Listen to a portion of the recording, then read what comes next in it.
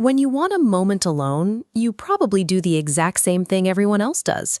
Walk into a room, pull a wooden barrier shut, and instantly sever yourself from the rest of the world. But that simple act of shutting a door is a bizarre anomaly in the timeline of our species. For roughly 300,000 years, your ancestors lived as nomads in tightly bound bands of 15 to 50 people. This 23,000-year-old rune from the Ohalo site in Israel reveals the stark physical reality of ancient life. The entire social unit ate, worked, and sheltered inside this tiny circumference. Notice the complete lack of partitions. The group slept in close proximity, physically touching. Yet human biology dictates certain non-negotiable needs. Digestion continues, intimate desires persist. Those drives do not pause simply because you happen to be surrounded by 30 relatives holding spears in a heavily crowded space. Leaving the physical safety of the camp permanently was a guaranteed death sentence. So, without the ability to build physical barriers, early humans had to engineer an entirely different method of securing personal space. The most immediate tool available was temporary distance. Couples or individuals needing relief would simply step outside the immediate vicinity of the main camp. But the prehistoric night was uniquely restrictive. A typical campfire produces a small, warm sphere of this ability.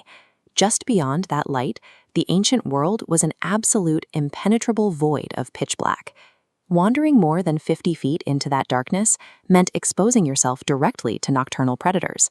That immediate threat placed a strict geographical limit on how far anyone could wander off for a private moment.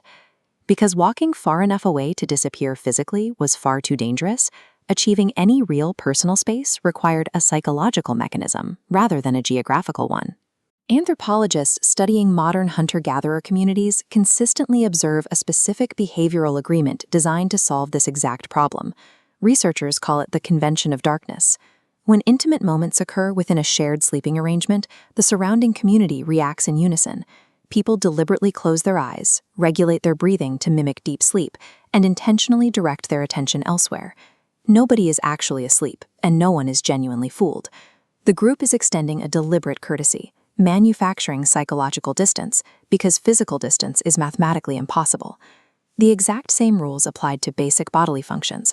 When someone stepped a short distance downwind to use the bathroom, the rest of the camp granted them the illusion of privacy by deliberately withdrawing their gaze.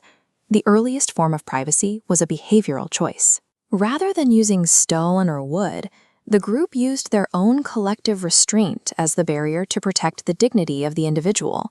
This complete lack of physical separation dictated how our ancestors handled romance. Every argument, every flirtation, and every rejection happened in full view of the entire group. Because individuals could not hide behind curated personas or retreat to a private home, their dating profile was simply their daily behavior. Attraction was strictly judged on visible actions that benefited the community, like sharing food or staying calm under pressure. In these tightly knit environments, researchers observing the Agda people of the Philippines have noted that highly skilled storytellers and those who can make the group laugh are consistently sought after as mates. Raising the resulting offspring was an equally public endeavor. Human babies are exceptionally helpless, requiring a decade of intensive care. This required cooperative breeding, where aunts, cousins, and especially grandmothers were necessary to keep a single child alive. An intimate partnership was never isolated to two people. Forming a couple was an extension of the broader survival strategy, deeply intertwined with the daily operations of the entire camp. The necessity of this communal structure held firm until about 10,000 years ago, when the adoption of agriculture required humans to stop moving and stay tied to their crops. Staying in one place allowed for the construction of permanent, heavy shelters. As these mud and stone barriers built upward, they introduced a physical mechanism that had never existed before. The ability to close a solid door allowed an individual to sever visual and auditory ties with the rest of their tribe. Personal space transitioned from a mutual courtesy granted by the group into a physical asset that could be locked and controlled. We systematically replaced the social contract of intentional ignorance with rigid infrastructure. We stopped relying on our neighbors to give us space and outsourced the job to our buildings instead.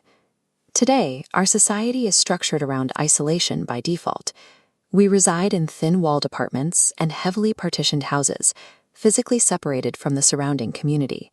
Yet, in an environment boasting more heavy doors and enclosed spaces than any prior civilization, we face an epidemic of intense loneliness while simultaneously feeling highly tracked and surveilled by digital systems.